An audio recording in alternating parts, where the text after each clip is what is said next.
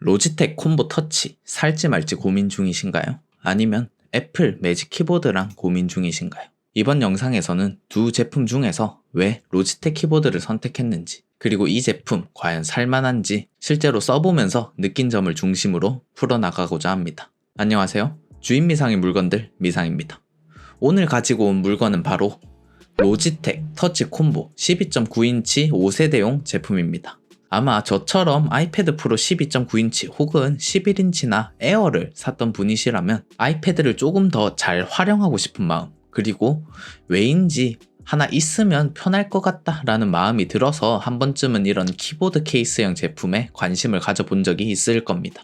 다만 역시 문제가 되는 것은 가격이겠죠. 휙 사버리고 안 맞으면 방출하기에는 이 제품도 그렇고 애플 매직 키보드는 더욱 그렇고 부담이 되는 가격이긴 합니다. 그럼에도 저는 그 두 제품을 고민하였고 결국에는 로지텍 제품을 구매하게 되었습니다. 여기서 누군가는 이렇게 생각할지도 모릅니다. 에잉, 왜 비싼 키보드 케이스 샀네? 3단 케이스에 든든한 블루투스 키보드 쓰면 되지 라고 말이죠. 저도 이 사악한 가격을 생각해 봤을 때 이성적으로는 그 의견에 동의합니다. 다만 제가 아이패드 프로 2세대의 12.9인치와 그리고 겔탭 S7 플러스를 사용할 때 이 키보드 케이스 제품을 써봤기 때문에 그 일체감이 주는 편리함을 포기하지 못하겠더라고요. 그러니까 블루투스 키보드 따로 챙기고 마우스 따로 챙기고 덜그럭거리면서 따로 들고 다니는 게 생각보다 저한테는 번거롭게 느껴졌습니다. 이런 제품류를 사용하면 따로 키보드나 마우스를 챙길 필요 없이 아이패드만 챙기면 되기 때문에 덜 번거롭습니다. 또 블루투스 키보드를 빼고 켜고 따로 연결할 필요 없이 그냥 펼치기만 하면 바로 키보드를 사용할 수 있기 때문에 이런 일체감 있는 키보드 케이스가 저에게는 꽤나 편리하게 느껴졌습니다. 그 외에 종종 맥북과 그리고 아이패드를 모두 챙기기에는 어깨가 부담스러운 날이 있습니다. 만약 펜필기가 필요한 동시에 간단한 타이핑 작업도 필요하다면 굳이 맥북, 아이패드 둘 다 챙길 필요 없이 아이패드에 일체형 키보드만 붙여서 펜필기와 타이핑 작업을 하거나 아니면 간단히 PC 작업이 필요할 때는 원격 데스크탑을 활용해서 작업할 수 있기 때문에 저의 간지러운 부분을 긁어줄 수 있는 제품이라고 생각하였습니다. 그래서 키보드 케이스 제품 구매를 결정하게 되었습니다. 그렇다면 두 가지 선택지 중 왜 애플 매직 키보드 대신에 로지텍 제품을 선택하였을까요? 저는 둘 다 구매해서 사용해보고 안 맞는 것을 다시 중고로 팔 시간이나 자금이 없었습니다. 그래서 이 영상을 클릭하신 여러분들과 마찬가지로 저도 유튜브를 엄청 찾아봤습니다. 이 영상들이 하나같이 하는 말을 간단히 정리해보자면 두 제품 모두 키감이나 트랙패드는 괜찮다. 다만 가장 큰 차이점은 어디에서 어떻게 쓰느냐에 따라 갈린다.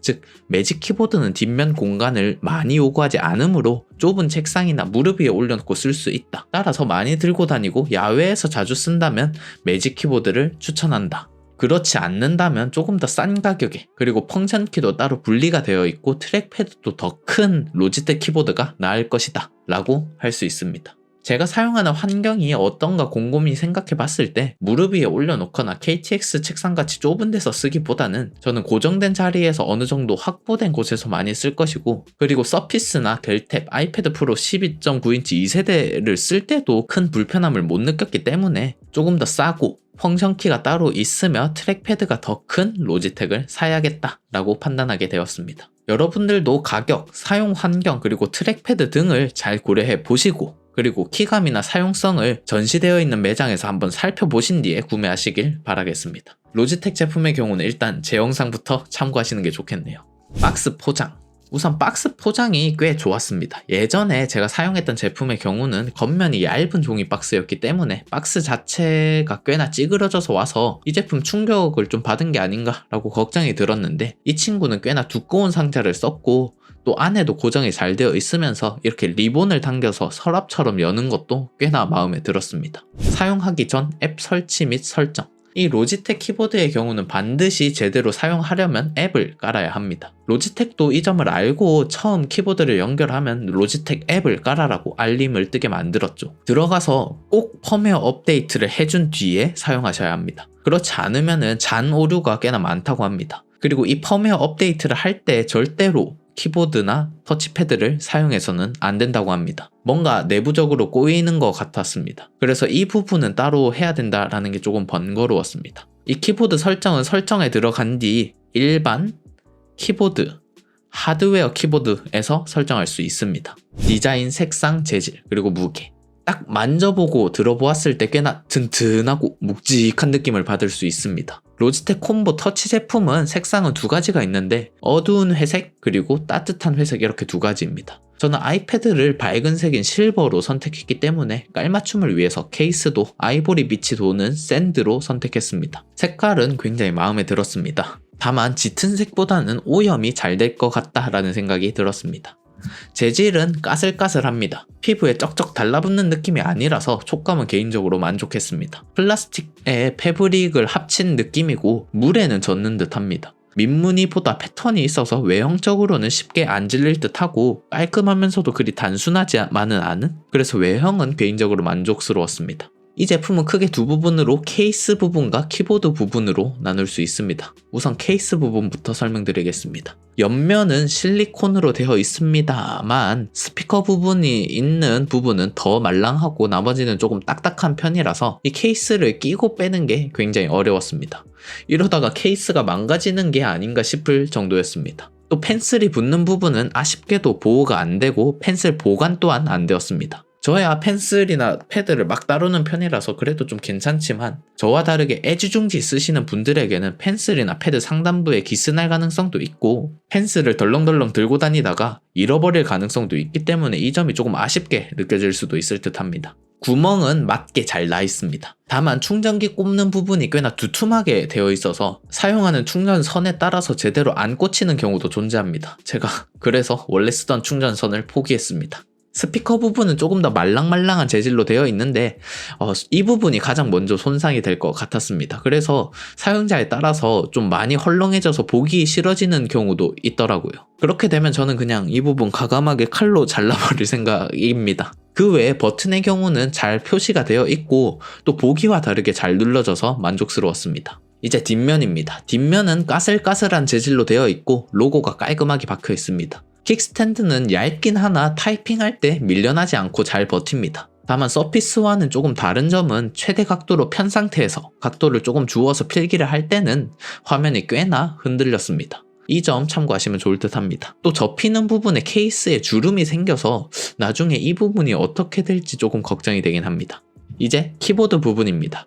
키보드 부분도 꽤나 묵직합니다. 안이나 바퀴나 동일한 재질로 되어 있고 옆면에는 분리시 손가락을 넣기 쉽도록 살짝 이렇게 튀어나와 있는데 생각보다 잘 안 잡힙니다. 또 날카로워서 손이 조금 아프고 뒤에서 얘기하겠지만 자성이 세서 이게 생각보다 잘 안 떼집니다. 이제 무게를 재보면 케이스는 340g 그리고 키보드 부분은 420g 합쳐서 760g으로 꽤나 무게가 나갑니다. 거기다가 아이패드 프로 12.9인치가 약 690g 정도 되는데 모두 장착해서 재면 합이 1450g에 펜슬 20g까지 더해야 합니다. 따라서 무게가 상당합니다.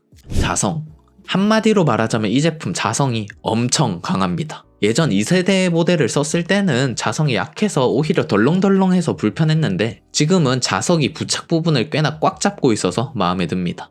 키보드와 화면을 붙이는 부분은 잘 밀리지 않습니다. 키보드 케이스에서 이 부분의 자성이 굉장히 중요한데 그 이유는 가방 등에 넣고 다닐 때 앞면에 있는 자석이 밀리면 화면이 켜지고 그리고 꺼지는 게 반복되어서 쓸데없이 배터리가 나가기 때문입니다. 겔탭 정품 액세서리는 이게 밀려서 불편했는데 이 제품은 훌륭하게 붙잡고 있어서 마음에 들었습니다. 다만 오히려 이게 떼기 힘들다는 점이 걸리기도 합니다. 앞에서 말했듯이 떼는 부분이 날카로운 데다가 자성도 세서 윗부분으로 만져서 떼기보다는 옆부분에 손을 넣어서 떼야 편합니다. 키보드 탈착 부분도 자성이 굉장히 강합니다.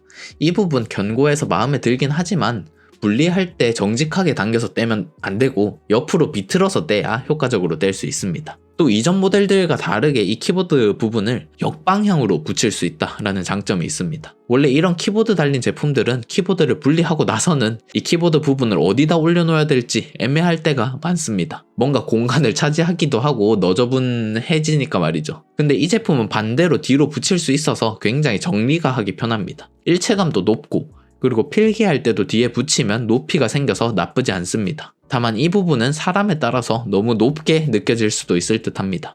그리고 뒤로 붙인 경우에는 키보드를 타이핑한다고 해도 뭔가 타이핑되지는 않습니다. 마지막으로 후면의 킥스탠드 부분에도 자석이 있습니다. 여기도 어느 정도 힘을 줘야 하지만 이 부분은 덜렁덜렁 거리는 것보다 이렇게 딱 붙는 게 확실히 마음에 듭니다.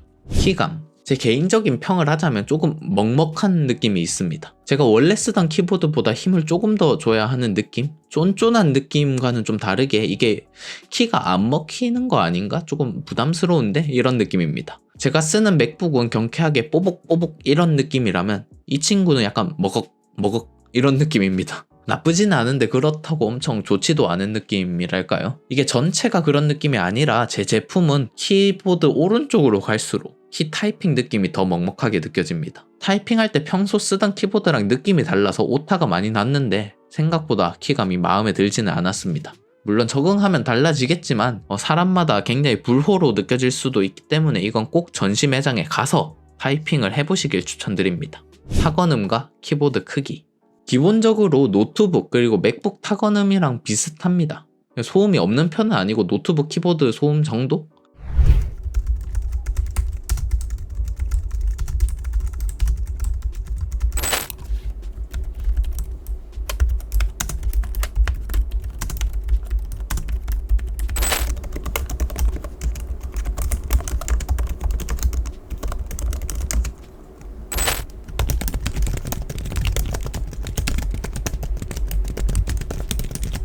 그리고 크기는 큰 차이 없이 노트북 키보드 쓰는 느낌입니다. 불편하지는 않았고 키 간격도 나쁘지 않았습니다. 방향키는 노트북 키보드처럼 쪼꼬미 방향키고 대신 델리트, 엔터, 시프트 키 등의 기능키들이 큼직큼직해서 괜찮았습니다.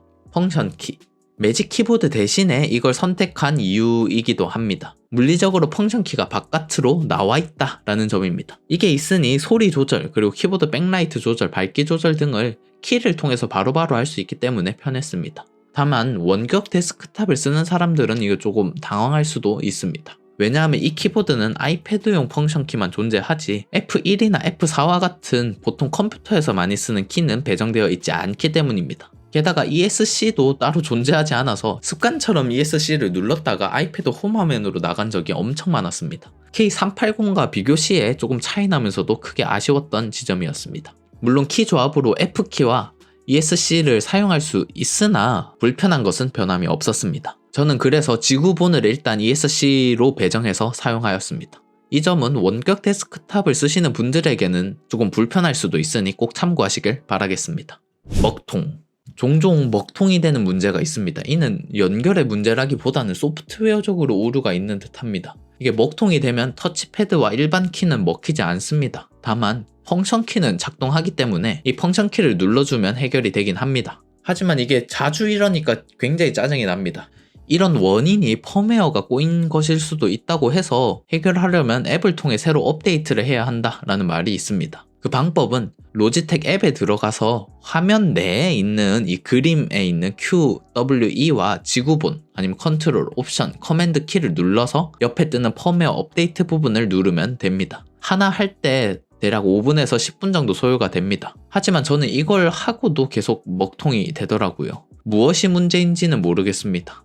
그래서 더욱 짜증나는 부분이 아닐 수도 없습니다. 거기다가 종종 앱에 따라서 캡스락 키가 먹통이 되어서 한영 전환할 때 지구본을 눌러야 할 때가 있습니다. 또 원래 맥북에 존재하던 FN 키가 없어서 윈도우의 델리트 키, 그러니까 뒤에 있는 글자를 지우는 키를 누를 때 맥북에서는 FN 플러스 백스페이스를 눌러야 하는데 이 키보드 제품의 경우는 아무리 찾아봐도 뒤에 있는 글자 지우는 키를 못 찾았습니다. 능력자분들 아신다면 꼭 공유 부탁드립니다. 터치패드, 감도와 터치.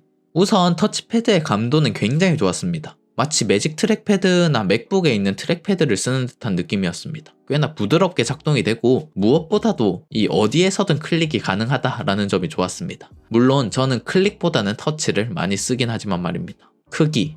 처음에 걱정을 많이 했었습니다. 맥북을 쏘았기 때문에 이것보다 작으면 불편할 것 같은데 라는 생각이 있었기 때문이죠. 다만 막상 써보니까 아이패드에서 쓸 때는 크게 불편하지 않았습니다. 그것보다는 원격 데스크탑을 쓸 때 이 스크롤 감도가 너무 민감하거나 커서 이동 감도가 너무 민감해서 갔다가 다시 되돌아오는 등의 이런 점들이 조금 더 불편했습니다. 따라서 아이패드로만 쓴다면 크게 불만이 없을 듯 합니다. 이제 2주일 동안 사용하면서 느꼈던 장단점을 정리하면서 이번 영상 마무리해보고자 합니다. 일단 장점입니다. 일체감이 좋다. 번거롭지 않게 따로 챙길 필요가 없다.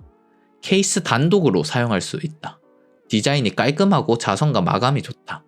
키와 트랙패드 크기가 적당하다. 트랙패드 감도가 좋다.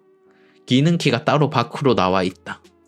정도가 되겠습니다. 단점은 종종 먹통이 된다. 매직 키보드보다 싸지만 그래도 여전히 비싸다. 무겁다. F1에서 F12 키와 FN, ESC 키가 없는 것은 불편하다. 뒤쪽의 공간을 필요로 한다. 펜슬 수납이 안 된다. 로 정리할 수 있겠습니다. 여러분들이 생각하기에 이 장단점 중 무엇이 더 중요한지 저울질에서 판단하셔서 합리적인 구매를 하시면 좋겠습니다. 혹시 궁금한 점이 있으면 댓글로 남겨주시면 감사하겠습니다. 이번 영상이 도움이 되셨길 바라면서 영상 마무리하겠습니다. 그럼 다음에 또 다른 물건으로 돌아오겠습니다. 미상입니다.